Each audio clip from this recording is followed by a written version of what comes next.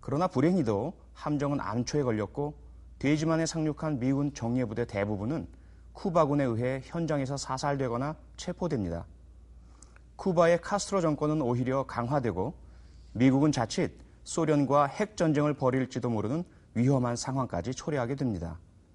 그리고 이 사건은 미국 정부에 의해 저질러진 가장 우스꽝스러운 실패로 평가됩니다.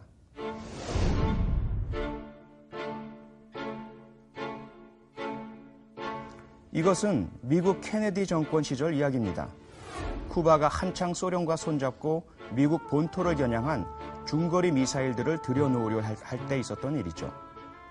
당시 미국 최고의 엘리트들이 모여서 낮과 밤을 새우며 대책을 논의했습니다. 다들 똑똑하고 잘난 사람들이라 처음에는 가지각색의 주장과 논리들이 난무했죠. 같은 장소에서 낮과 밤을 넘기면서 계속 토의를 하다 보니 결국 의견이 한 방향으로 결집되었습니다. 정의의 특수부대를 돼지만에 침투시켜 카스트로 정권을 전복시킨다는 것이었죠. 그리고 얼마 후 돼지만 참사가 일어났던 것입니다. 케네디와 그의 뛰어난 엘리트 참모들이 어떻게 그런 엉터리 같은 결정을 내릴 수 있었을까요? 애초 문제가 많았던 이 계획에 왜 한 사람도 반대하지 않았을까요?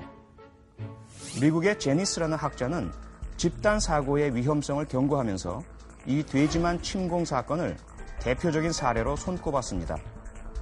아무리 똑똑한 사람들도 서로 비슷한 성향을 가진 사람들이 모여서 폐쇄된 상태에서 오랜 시간을 논의하다 보면 돼지떼처럼 우매한 결정을 내릴 수 있다는 것이죠.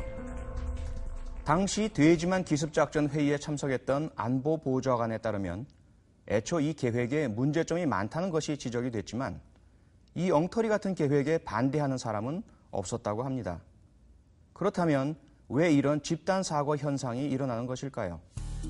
엘리트 의식에 사로잡힌 사람들이 독선에 빠진 나머지 반대하는 사람을 부도덕한 존재로 규정하고 자신들의 의견을 정당화하는 데만 골몰하게 됩니다.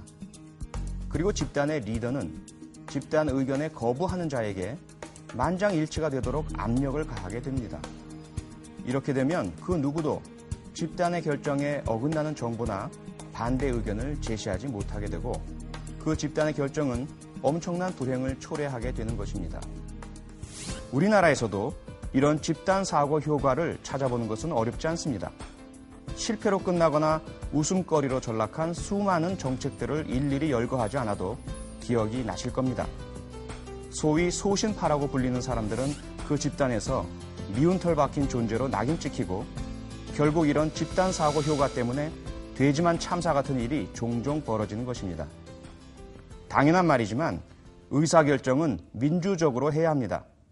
소수의 의견에 귀를 기울이면 최고는 아닐지 모르지만 참사가 벌어지는 일은 막을 수 있습니다.